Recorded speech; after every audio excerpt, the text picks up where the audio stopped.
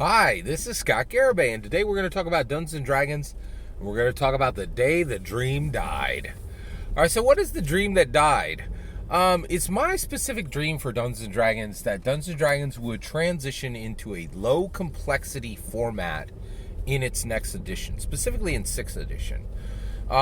So I had this dream for a long time. I've probably done 25 to 50 videos where I talked about it specifically over the 9 years I have been doing I have been doing YouTube and Dungeons & Dragons videos, because I'm pretty sure I did Dungeons & Dragons videos from year one.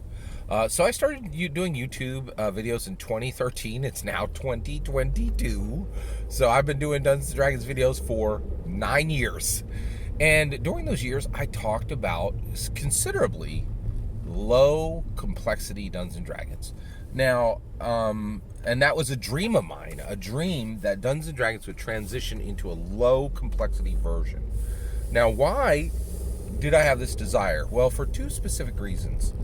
I love Dungeons & Dragons, and it's so powerful and so transformative, in my humble opinion, so transformative to a person's life who gets invested in it, and it can do so much benefit that I don't want it to be limited to primarily charismatic, confident, intelligent, highly educated people.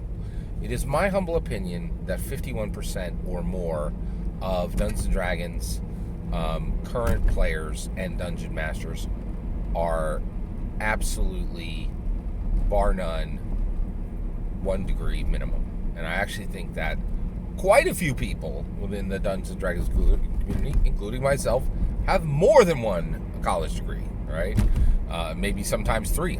In fact, I know for a fact quite a few doctors play Dungeons & Dragons, right? And doctors of a whole bunch of different fields, right? And I also am aware that a lot of doctors are actually doing scholarly work on the history of Dungeons & Dragons and on multiple concepts within Dungeons & Dragons, right? It's a whole thing, right? So, and now why is that? Well, it's super simple. Base standard reading, absolute minimum reading to actually engage as a dungeon master is 750 pages of content just on this current version, right? The vast majority of dungeon masters have read at least 1,000 pages of Dungeons & Dragons, and it is not uncommon in any way to hit dungeon masters who have hit 5,000 to 10,000 pages of reading. So in the SPOG standard entry ante is 750 pages of content, you're only going to get college graduates, generally, at the macro level, at the 51% level. There are absolutely exceptions to this, right? And I actually am very blessed to have some commenters who are very good dungeon masters comment on my videos quite a bit, who do not have a college degree, right? It's quite surprising, and it doesn't deter them from being amazing dungeon masters. I would even say some of them are I think there are a few who are better than me, right?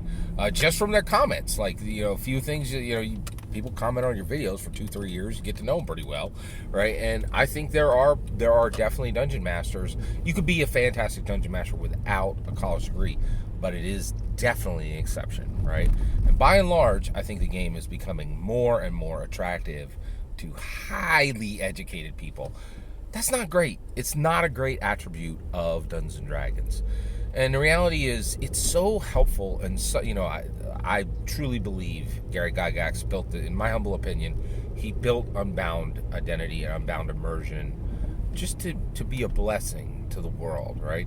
And I really wish this would extend to people who don't have college degrees more, right? And I think so my dream was a 99-page Dungeons & Dragons, right? So double-digit page, and that one hardback book, 99 pages, was literally PHP, DMG, and MM all in one book, right? I had this for a long time. I have a lot of videos about it. They're scattered throughout my, my literally well over 2,000 videos on Dungeons & Dragons that I've done. And I talked about it a lot, and it was a true dream of mine, right? Well, that dream is dead. When did it die? It died on December 7th, 2021. Amanda Heyman killed the dream of low complexity Dungeons and Dragons, right? So we've had this, we have the 3 pillars, right? Combat, high complexity, 47 years of complexity, right? And Amanda Heyman turned the keys and said, now we're going into high complexity on social interaction, right? And so we're starting another 47 years of putting the same level of high complexity onto social interaction that we have for combat. What's going to happen is Dungeons and Dragons is about to get way more complicated, right?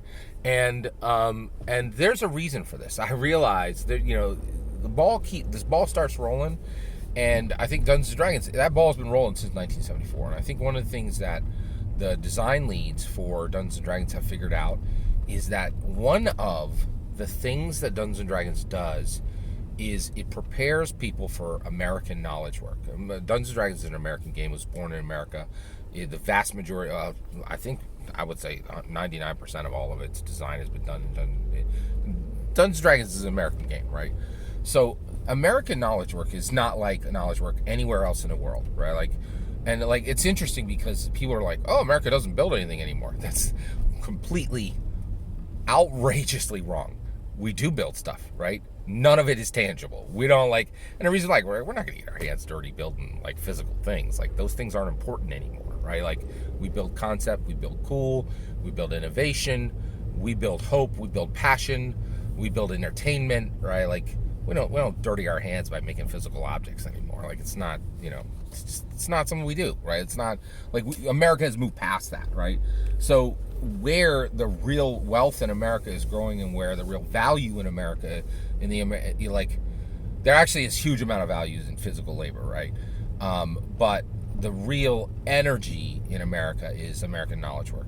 And one of the things I think that the Dungeons, in my humble opinion, I think the Dungeons and Dragons design leads figured this out, and they're like, oh my gosh, in American knowledge work, there is just absolute massive complexity that never, ever, ever ends.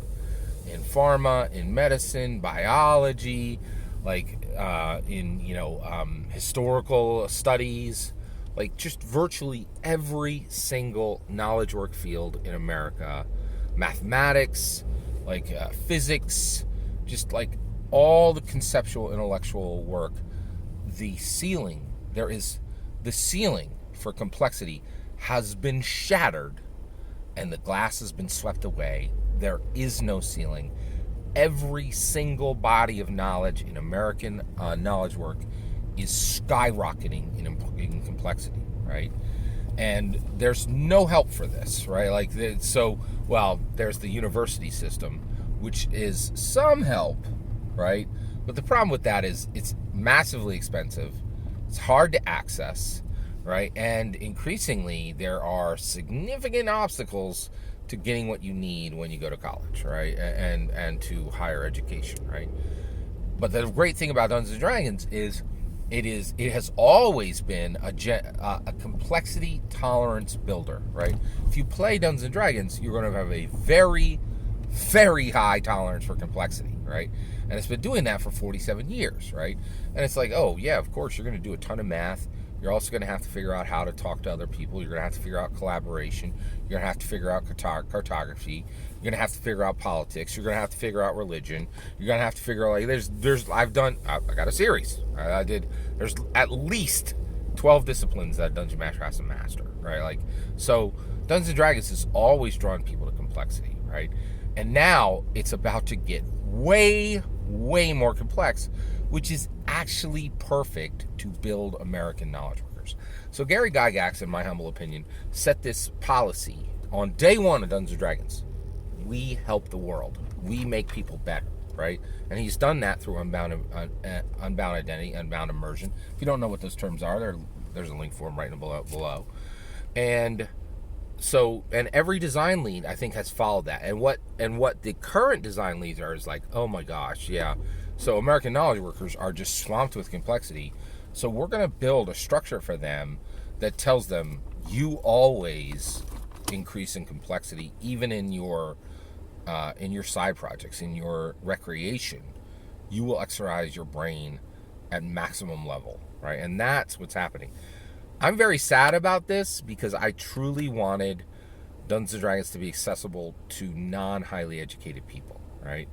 I have 2 degrees. I'm incredibly comfortable playing Dungeons and Dragons, but I'm not sure everyone who doesn't have a college degree is comfortable playing Dungeons and Dragons, and I really wanted to see that change. It was literally a dream for me, and I'm convinced that dream is dead, slain by Amanda Heyman. I am sad for the future we lost, but I'm very excited for the future we're about to have. And as an American knowledge worker, I am definitely excited that my recreation is matching, does something to help me in my own personal sphere, right? And I think there are a lot of other American knowledge workers who need that fun, accessible recreation that says, hey, no worries, like you got this. You can continue to scale almost infinitely into higher and higher complexity, and it's going to be fun, and it's going to be enjoyable, and it's going to be comfortable. So I am sad for the dream that's died, killed by Amanda Heyman. I think really figuratively killed by Amanda Heyman. But you got to break some eggs to make an omelet, and she's making an omelet, right? Like, I think I am incredibly excited. I truly believe there has never been a more important Dungeons and Dragons book than the Strixhaven book, except maybe the establishing white box.